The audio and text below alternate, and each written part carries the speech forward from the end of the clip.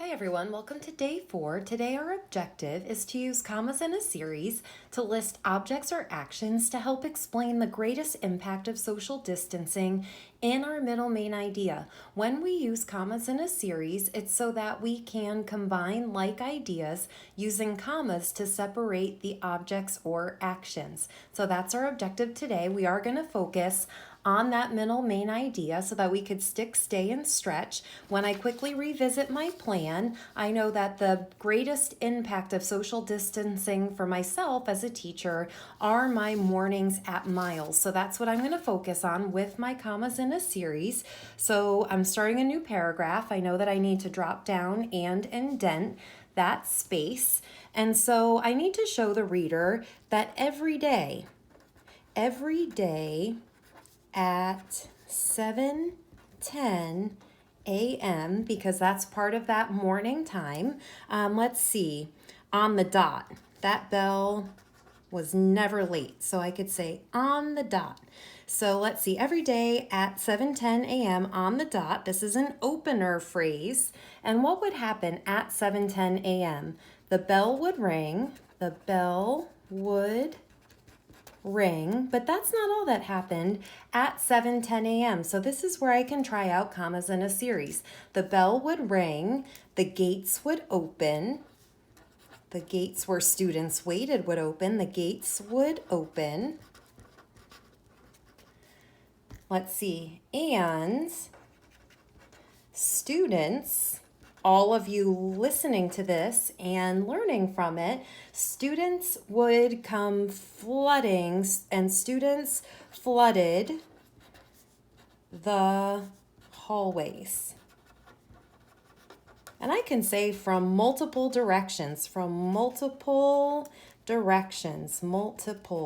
That's a tricky word. I can circle it because I don't have anyone to ask me how to spell that word. And then I'm going to keep moving as I read from multiple directions. End of my thought. So I'm going to put a period right there and then I'm going to move on with my thinking. So because this is the greatest impact and it's been taken away from me, I loved watching you all kind of come in from the different directions and the different ways that students would come in. So I loved watching students skipping, because sometimes people would come in skipping, so I knew they were happy. Running, it always drove me crazy that students would run in the hallway, and we always had those nice conversations about please don't. But I liked your excitement and your enthusiasm for entering school. Or my absolute favorite that always entertained me, or dragging their feet. T-H-E-I-R, because the feet belong to the students. So dragging their feet. Period. End of my sentence. And again, notice that I use those commas, skipping, comma, running, comma, or dragging their feet. And that was the end of my sentence. So now let's see, I've shown how the students enter and I really enjoyed that. I got to see kids, because I don't want to just keep repeating students and sounding like a broken record. I got to see kids from all different grades. And in parentheses, I could put K for kindergarten all the way through 5th grade. And that was always nice because I didn't get to do that throughout the day all the time. So what would those students do? Some gave me hugs every day, gave me hugs every day. Let's see, smiled, comma, these are actions, things that the kids did every day, and said hello back. End of my complete thought. So I'm going to go ahead and put a period to end that thinking. And then if I wanted to go on just a little bit further, I could continue by saying at my morning post because that was my job in the morning. I had my little post on the corner between 4th and 5th grade hallways. I loved, or I could say I was always, I always kind of found it funny, the kids that tried to skip the breakfast line. So I was always, I had to go to a different sheet of paper just in case you're wondering what happened to the rest of what I was doing. I was always amused at the kids who tried. And some of you may have gotten away with it and I didn't know it, but I always tried to keep a careful eye out and make sure that kids weren't skipping the lines, who tried skipping the breakfast line.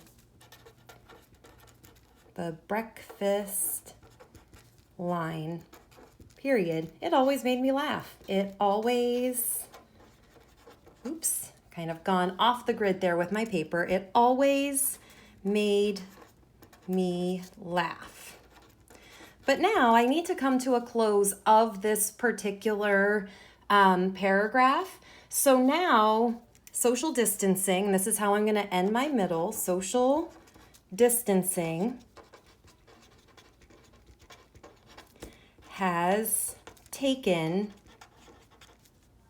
all of this away. All of this away. And what did it take away that I loved? No hugs. No more hugs.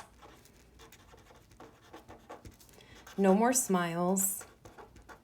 And you'll notice, and you might be saying, gosh, those are awfully short sentences. I know, they're being done on purpose. These are the things that have been taken away from me at my morning post. No more hugs, no more smiles.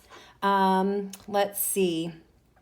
And no more conversations to be had with students at school. So for today, this is where my middle ends, and it's going to be your turn to take over. But again, just to show you a solid example of commas in a series to try out today, right there in the beginning, every day at 7:10 a.m. on the dot, the bell would ring. So there's the first action. You'll notice the comma. The gates would open. There's the next action of open and the comma.